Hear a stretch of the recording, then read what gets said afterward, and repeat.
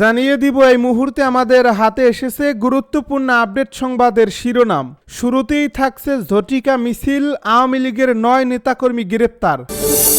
আরও জানাবো জাতীয় পার্টির অফিসে হামলা, দেশকে অস্থিতিশীল করার গভীর ষড়যন্ত্র। এদিকে দেশ রক্ষার ক্ষমতা শুধু বিএনপিরই আছে বলছে শামসুজ্জামান দুদু। আরও জানাবো কয়েক সপ্তাহের মধ্যেই দেশে ফিরছেন বিএনপি নেতা তারেক রহমান। সব শেষে জানিয়ে দিব মঞ্চে চেয়ার থেকে ঢলে পড়লেন কাদের সিদ্দিকী। এতক্ষণ শুনছিলেন হাতে থাকা আপডেট সংবাদের শিরোনাম, এবারে বিস্তারিত। তবে তার আগে অনুরোধ রইল ভিডিওটিতে একটি লাইক এবং কমেন্ট করে জানিয়ে দিন ভিডিও সম্পর্কে আপনার মূল্যবান মতামত। আরও জানিয়ে দিন ভিডিওটি কোথা থেকে দেখছেন বা কোন জেলা থেকে দেখছেন। ঝটিকা মিছিল, আওয়ামী লীগের 9 নেতাকর্মী গ্রেপ্তার। কার্যক্রম নিষিদ্ধ আওয়ামী লীগের 9 জন নেতাকর্মীকে গ্রেপ্তার করেছে ঢাকা মহানগর গোয়েন্দা পুলিশ। শুক্রবার রাতে অভিযান চালিয়ে তাদেরকে গ্রেপ্তার করা হয়। শনিবার দুপুরে বিষয়টি নিশ্চিত করেছেন ডিএমপির মিডিয়া বিভাগের ডিসি মোহাম্মদ তালেবুর রহমান। তিনি জানান, গ্রেপ্তারকৃতরা রাজধানীর তেজগাঁও এলাকায় রহিম মেটাল মসজিদের সামনে জুমার পর অনুষ্ঠিত ঝটিকা মিছিল অংশ নেন। পরে অভিযান চালিয়ে কার্যক্রম নিষিদ্ধ আওয়ামী লীগ ও অঙ্গ সংগঠনের 9 জন নেতাকর্মী গ্রেপ্তার করে ডিবি। জাতীয় পার্টির অফিসে হামলা, দেশকে অস্থিতিশীল করার ষড়যন্ত্র।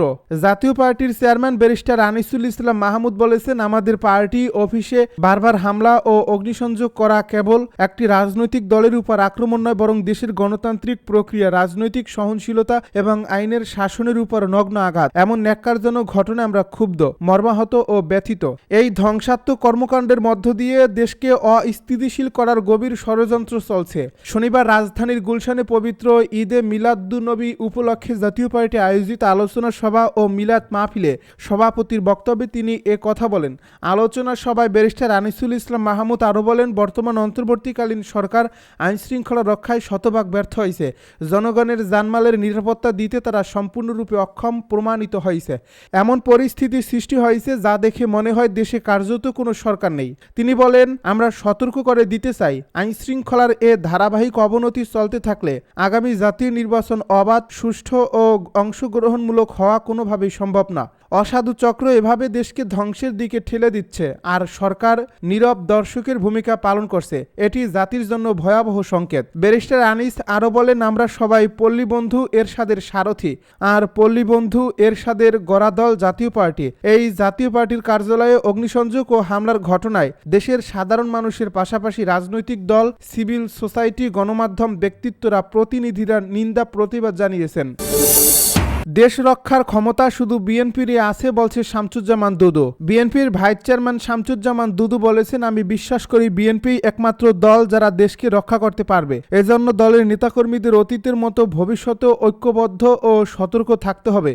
শনিবার জাতীয় প্রেস ক্লাবের মাওলানা আকরাম খাঁ হলে জিয়া পরিষদ অগ্রণী ব্যাংক পিএলসি আয়োজিত 15 বছরের ফ্যাসিবাদী বিরোধী আন্দোলন সংগ্রাম ও 24 গণ অভ্যুত্থান শীর্ষক আলোচনা সভায় তিনি এসব কথা বলেন। বিএনপি নেতা দুদু অভিযোগ করেন, শেখ হাসিনা ও তার সহযোগীরা সীমাহীন লুটপাটের মাধ্যমে ব্যাংক খাত ধ্বংস করে ফেলেছেন। তিনি বলেন, বর্তমান সরকার প্রধান ডক্টর মোহাম্মদ ইউনূস বিদেশে দীর্ঘদিন ধরেই সম্মানিত ব্যক্তিত্ব হিসেবে পরিচিত। রাষ্ট্রপ্রধানরা তাকে বিভিন্ন দেশে আমন্ত্রণ জানান।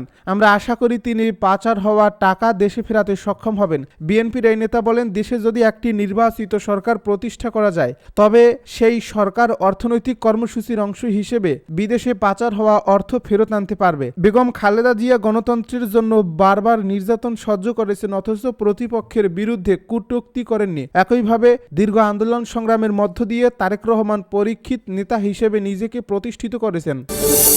কয়েক সপ্তাহের মধ্যেই দেশে ফিরছেন তারেক রহমান। কয়েক সপ্তাহের মধ্যেই বিএনপির ভারপ্রাপ্ত চেয়ারম্যান তারেক রহমান দেশে ফিরছেন বলে জানিয়েছেন দলটির স্থায়ী কমিটির সদস্য ডাক্তার এজেএম জাহিদ হোসেন। শনিবার জাতীয় প্রেস ক্লাবে এক অনুষ্ঠানে এ তথ্য জানান তিনি।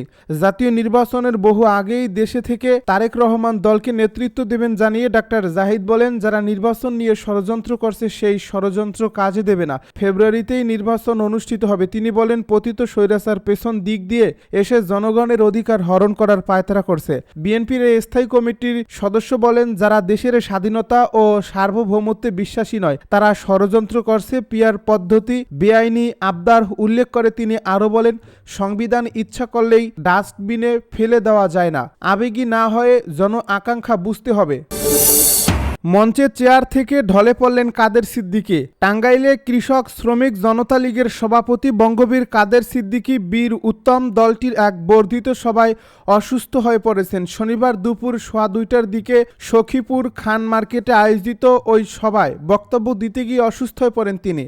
বর্তমানে কাদের সিদ্দিকী সখীপুরের নিজ বাসায় চিকিৎসকদের পরামর্শ নিচ্ছেন। কৃষক শ্রমিক জনতা লীগের সখীপুর উপজেলা শাখার সভাপতি আব্দুস সবুর খান অসুস্থতার বিষয়টি নিশ্চিত করেন।